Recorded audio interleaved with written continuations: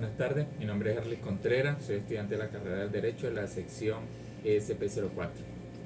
Les voy a hablar sobre el módulo 1, que es el Estado. Eh, Se entiende por Estado la organización humana que abarca la totalidad de la población de un país, estructurada social, política, económicamente mediante un conjunto de instrucciones independientes y soberanas que regulan la vida en sociedad. Dicho de otro modo, es un Estado equivalente a un conjunto de atribuciones y órganos públicos que constituyen el gobierno soberano de una nación. Tipos de Estado. Los tipos de Estados existen tres según su organización territorial, organización política y el sistema de gobierno.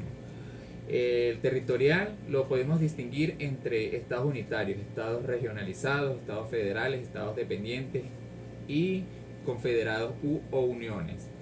Por su organización política podemos diferenciar entre las repúblicas parlamentarias, las repúblicas presidencialistas, las semipresidencialistas, la república unipartidista y monarquías parlamentarias y absolutas. Y por último, el sistema de gobierno, que podemos hablar de democracia, autocracia y dictadura. Los elementos de Estado. Los elementos de Estado los más comunes son población, territorio, gobierno y soberanía. A población, ningún Estado existe sin una población que lo integre, o por grande o diminuta que sea, o por diversas que puedan resaltar en materia cultural, racial o logística. Territorio. Todos los estados poseen un territorio y unas fronteras que limitan su área de soberanía y ejercicio de ley de los estados vecinos. Dicho territorio es suyo para administrar, ceder, proteger o explotar económicamente de la mejor manera que les parezca, siempre y cuando no pongan en jaque los territorios vecinos. Gobierno. Todo Estado debe contar con instituciones firmes y duraderas para gestionar la vida en sociedad, asimismo con autoridades para regirla, métodos soberanos para decidir quién ejerza dicha autoridad en su territorio. Soberanía. Ningún Estado existe si otro toma por él sus decisiones. Así que todo Estado requiere de autonomía y de fuerza para ejercer y defender sus decisiones. De no poseerlo, podremos estar frente a una colonia o un estado asociado a otras formas de denominación sobre otro estado.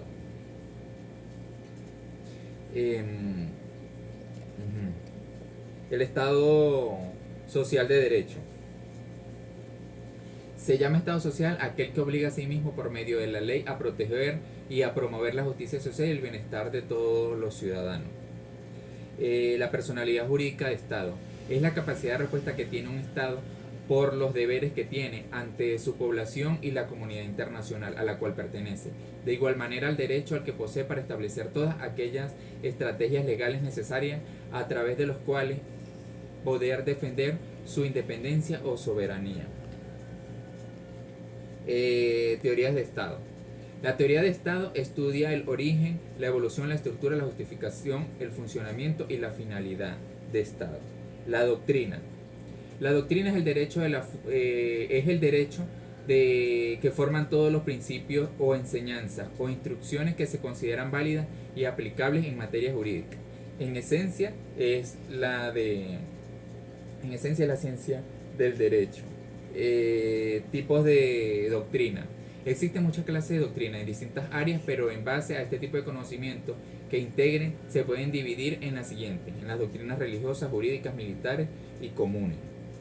Las doctrinas religiosas son todos los conocimientos, ritos, procedimientos y demás enseñanzas que una religión o denominación en particular se encarga de impartir entre sus fieles. La doctrina jurídica es el derecho que se conoce como doctrina del conjunto de normas y leyes que componen un marco jurídico. La doctrina militar es el conjunto de conocimientos bélicos que son impartidos a los miembros de las Fuerzas Armadas en sus correspondientes áreas para poder garantizar su preparación y disciplina en este ámbito, además de hacer frente a las fuerzas enemigas o a una situación en específico. Y por último, la doctrina común, que es aquella que comprende un conjunto de conocimientos dependiendo y establecidos por los autores dentro de la comunidad. Sociología de Estado. La sociología política se preocupa por el análisis sociológico de los fenómenos políticos que van desde el Estado y la sociedad civil hasta la familia, investigando temas como la ciudadanía, los movimientos sociales y las fuentes de poder social. Las teorías jurídicas de Estado. La teoría de Estado es un conocimiento sistemático acerca de la realidad estadal, al Estado tal como existe en cuanto a la unidad concreta y dinámica que se da dentro del tiempo y espacio histórico. La teoría es de Kelsen. Kelsen sostiene que el Estado es una identidad con un conjunto de normas jurídicas de una sociedad determinada. ¿Qué dice la teoría de Kelsen? Kelsen es un pensador jurídico político austriaco perteneciente a la corriente de formalismo jurídico que sostuvo la teoría del normativismo, según la cual el derecho aporta que es un derecho de un fenómeno autónomo de cualquier hecho o ley positiva. ¿Qué hizo Kelsen por el derecho? Bueno, que tenía una visión positiva, lo que llamó la teoría pura del derecho, a un análisis de derecho como un fenómeno autónomo de consideraciones ideológicas o morales, del cual excluyó cualquier idea de derecho natural. ¿Para qué hizo su pirámide Kelsen? En el siglo XX, el teórico austriaco, quien fue filósofo, jurista y político de origen judío, elaboró el esquema con jerarquización de las normas del sistema jurídico, donde él engloba la pirámide, donde él enfoca su pirámide en la parte superior, que es el contenido dogmático, y en la parte inferior el contenido normático. Entonces, él en su contenido dogmático, en la parte más alta de la pirámide, clasificó la Constitución, luego las leyes orgánicas. Por debajo de eso, el contenido pragmático, están las leyes ordinarias, las leyes reglamentarias y el código administrativo. Órgano de Estado. El Estado venezolano se divide en 5 poderes, que son el legislativo, ejecutivo, judicial, ciudadano y electoral. El poder público nacional está conformado por los órganos y entes de Estado en competencia nacional que se enmarca dentro de la Constitución de la República Bolivariana de Venezuela, donde nos dice que el poder ejecutivo es el órgano nacional que ejerce el órgano del presidente de la República, el presidente de la República, vicepresidente o vicepresidenta, los ministros y demás funcionarios que establecen la Constitución de la República y la ley. El presidente de la República es elegido a través del sufragio directo y secreto y universal para un mandato de 6 años, teniendo la posibilidad de ser reelegido para nuevos periodos, de acuerdo a la enmienda número 1 de la Constitución Nacional. El poder legislativo es ejercido por la Asamblea Nacional Venezolana, a nivel federal por los consejos legislativos, nivel estatal por los consejos municipales, cabildos y distribuciones de entidades locales. El poder ciudadano es la máxima instancia del poder ciudadano, que se ejerce por órganos del Consejo Moral Republicano conformado por el Ministerio Público, la Contraloría General de la República y la Defensoría del Pueblo. Y por último, el poder electoral, que es ejercido por el Consejo Nacional Electoral, el cual tiene como órgano subordinados a la Junta Electoral Nacional, la Comisión de Registro Civil y Electoral y la Comisión de Participación Política y Financiamiento. Su objetivo es reglamentar y gestionar los procesos electorales. ¿Qué es soberanía? La soberanía es el poder político supremo que corresponde a un Estado independiente, sin interferencias externas. En teoría política, la soberanía es un término sustantivo que designa la autoridad suprema que posee el poder último e inapelable sobre el sistema de gubernamentabilidad. Forma de Estado. Es el modo en que se distribuye el poder. Podemos hablar de tres modelos, que es el Estado unitario, Estados federales y Estados confederados. Los estados unitarios es la estructura más sencilla y tradicional del órgano del poder político.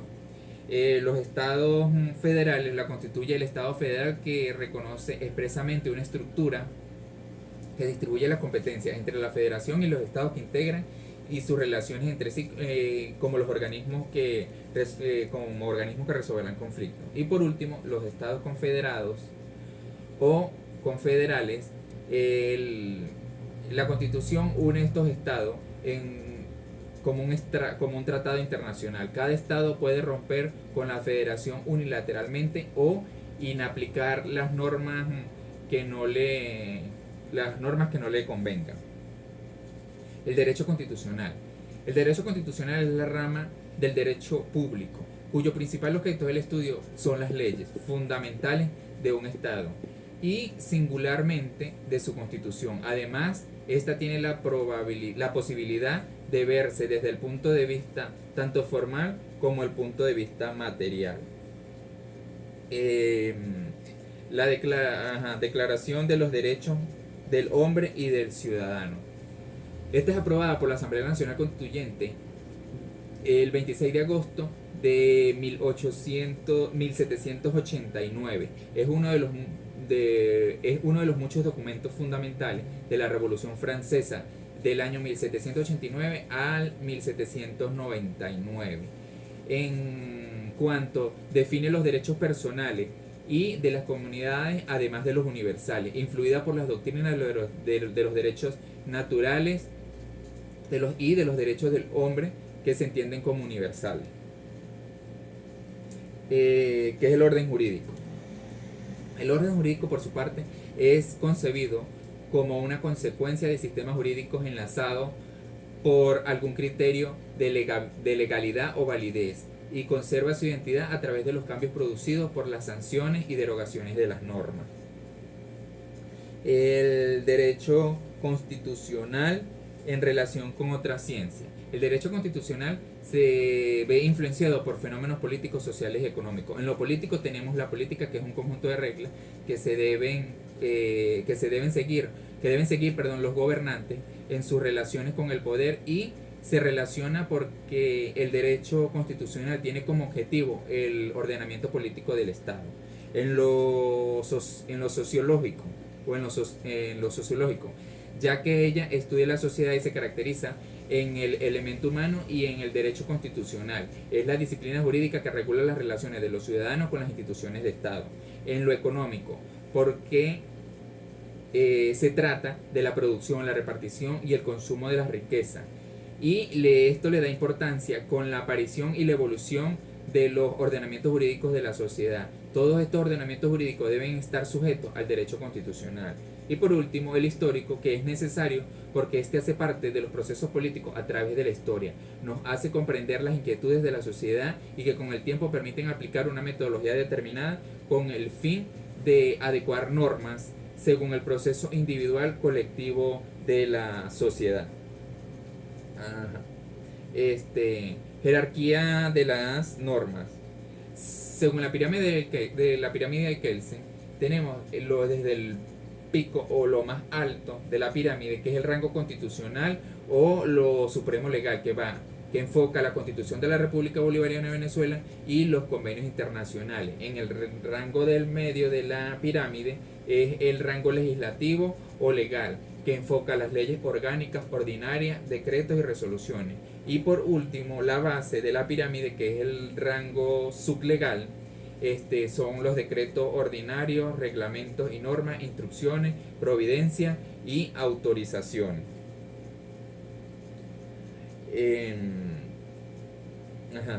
Las garantías constitucionales.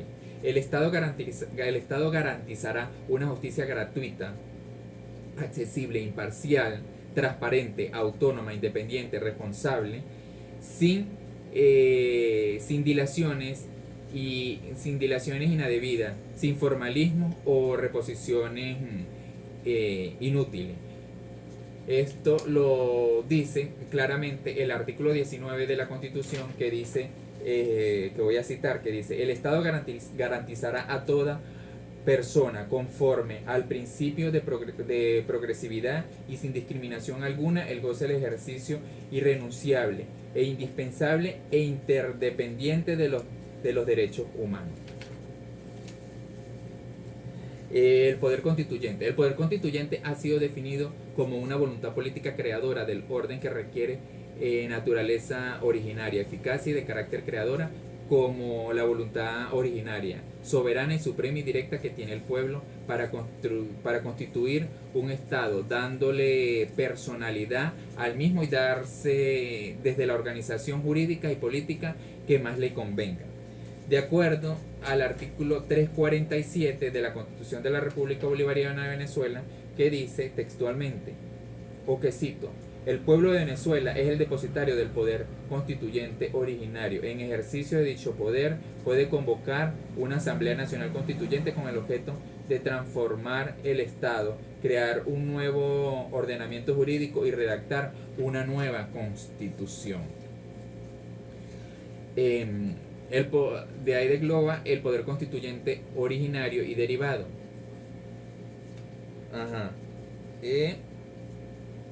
El poder constituyente originario, que se afirma el poder constituyente que es el pueblo, que omite mencionar lo que se clasifican en los poderes constituyentes como órganos colegiados, que son el constituyente originario, que deriva el poder constituyente derivado, el poder constituyente abierto y cerrado, el poder constituyente de forma